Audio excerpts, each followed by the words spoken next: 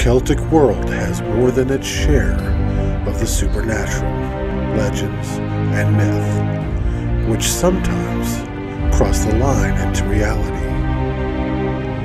I tell those tales here on Dark Celtic History.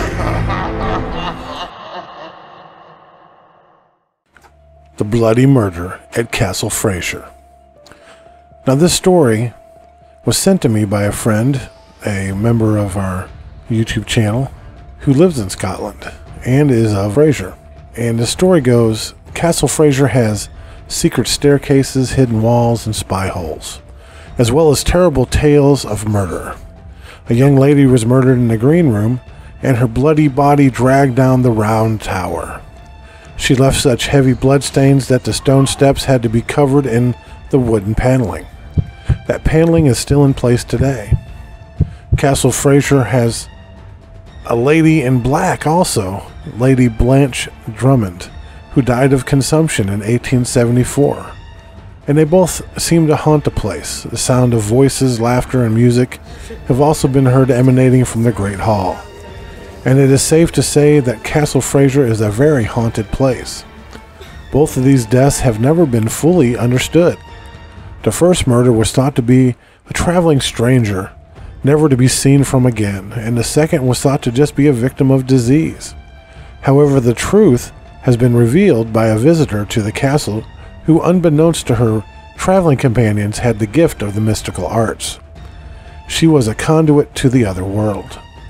Now, this woman refused to even step inside the castle, and instead took up much lower accommodations at a local inn.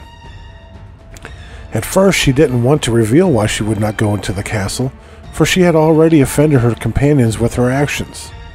Yet, as time went on, her companions pressed her to explain herself.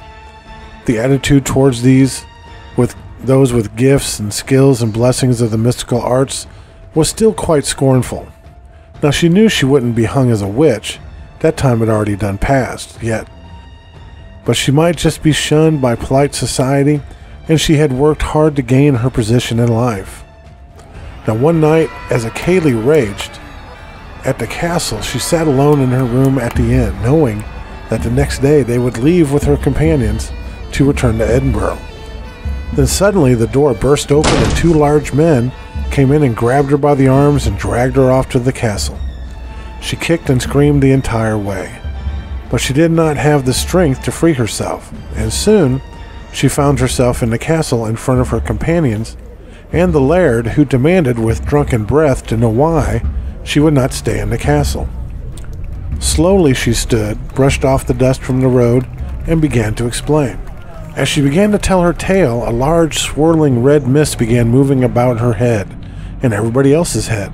She explained that the two deaths in this castle had been because of a demon that had chosen this castle for its own, and the young woman who was murdered and the other who had been given the disease were powerful witches just like herself.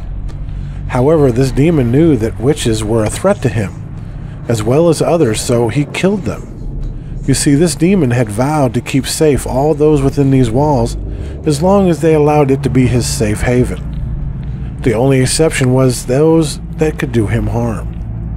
When those two women were found out to be witches, they were conveniently left alone so there would be no witnesses, and the demon killed them.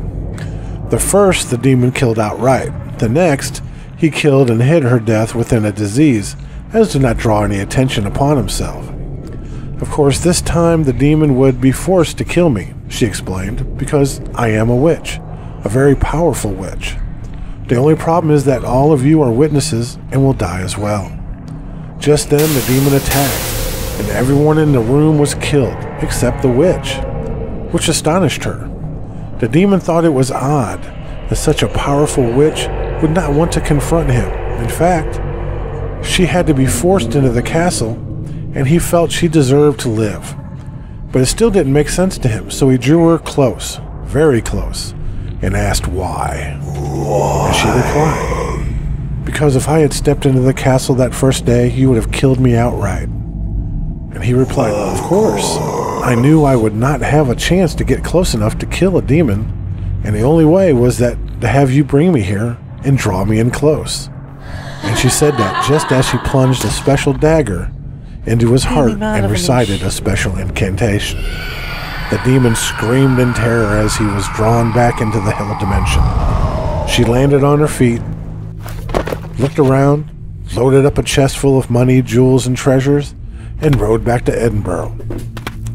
On her way, she declared, as she rode away, "Now I'm a rich and powerful witch.